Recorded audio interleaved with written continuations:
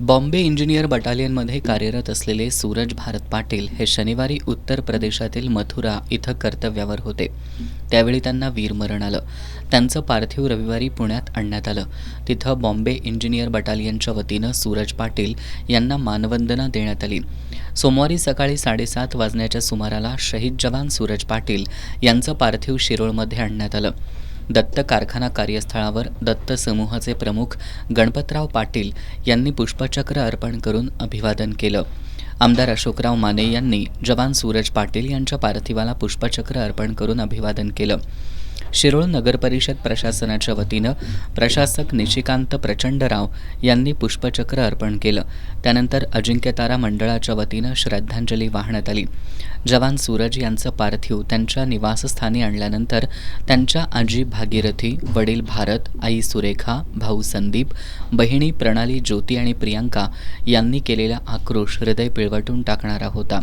या ठिकाणी पाटील कुटुंबियांसह उपस्थितांनी जवान सूरज यांच्या पार्थिवाचं दर्शन घेतलं. त्यानंतर सजवलेल्या वाहनातून अंत्ययात्रा काढण्यात आली. जवान सूरज यांचं अखेरचं दर्शन घेऊन त्यांना अभिवादन करण्यासाठी अंत्ययात्रेच्या मार्गावर लोकांनी मोठी गर्दी केली होती. ठिकठिकाणी पार्थिवावर पुष्पचक्र अर्पण करण्यासह संपूर्ण अंत्ययात्रा मार्गावर पुष्पवृष्टी करण्यात येत होती.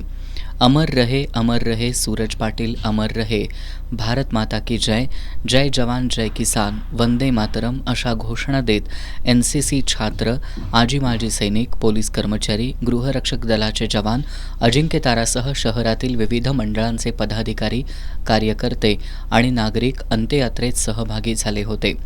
पंचगंगा नदी काठावरील जगदाळे वैकुंठ धाम इथं अंत्ययात्रा आल्यानंतर कर्नल अमरसिंह सावंत, सुभेदार माळी, नायब सुभेदार विजय चव्हाण, हवालदार विशाल सूर्यवंशी, माजी आमदार उल्हास पाटील, तहसीलदार अनिल कुमार हेळकर, पोलीस निरीक्षक शिवाजीराव गायकवाड, माजी नगराध्यक्ष अमरसिंह पाटील, दत्त कारखान्याचे संचालक अनिलराव यादव, शिवप्रतिष्ठानचे अध्यक्ष रावसाहेब देसाई, युवा नेते पृथ्वीराज यादव, अजिंक्यतारा मंडळाचे अध्यक्ष धनाजी पाटील नरदेकर यांच्यासह विविध क्षेत्रातील मान्यवरांनी जवान सूरज पाटील यांच्या पार्थिवाला पुष्पचक्र अर्पण करून अभिवादन केलं.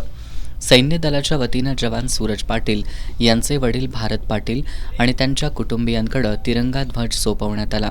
यानंतर पोलीस दल आणि सैन्य दलाच्या वतीनं बंदुकीच्या फैरी झाडून जवान सूरज पाटील यांना मानवंदना देण्यात आली. वडील आणि भाऊ यांनी जवान सूरज पाटील यांच्या पार्थिवाला भडाग्नी दिला. अमर रहे सूरज पाटील, अमर रहेच्या घोषात साश्रू नयनांनी उपस्थितांनी जवान सूरज पाटील यांना अखेरचा निरोप दिला.